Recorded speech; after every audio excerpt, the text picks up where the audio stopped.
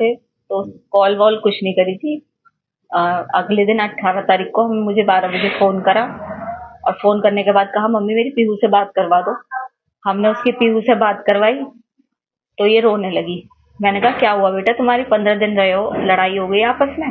तो कह रही मम्मी मैं घर आके बताऊंगी। मैंने कहा ठीक है आ जा। लड़ते रहते थे दोनों, बच्चा बुद्धि थे, कोई वो नहीं।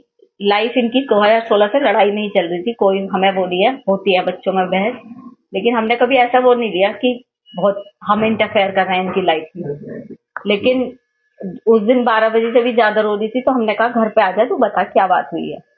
ये आई अकेले। मैंने कहा सौरभ कहाँ है? सौरभ आए नहीं बिल्कुल पीहू से मिलने। तो कह रही घबराई पहले तो। मैंने कहा बता क्या हुआ? मम्मी सौरभ नहीं रहा, रोते रोते बोली। मैंने कहा कैसे नहीं रहा, क्या हो गया, क्या बता। तो कहने लगी कि मम्मी उनका मर्डर हो गया। मैंने कहा मर्डर हो गया, किसने करा? तो उसने यही बताया कि उसके घर वालों ने मार दिया क्योंकि वो मुझे छोड़ नहीं रहे। उसके घर वाले तलाक चाह रहे थे और वो मुझे छोड़ नहीं रहे थे, इसलिए उसके घर वालों ने मार दिया। मैंने कहा बेटा तूने बताया क्यों नहीं?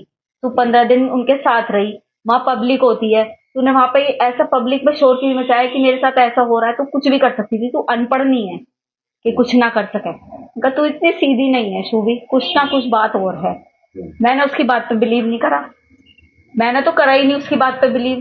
पापा के इमोशंस का वो फायदा उठाती थी, पापा से बहुत प्यार करती थी, अपने इमोशंस का फायदा उठाया उनने। पापा से कोली भर भर के उन्हें अपनी बातों में उलझा रही थी कि उन्होंने करा उन्होंने करा।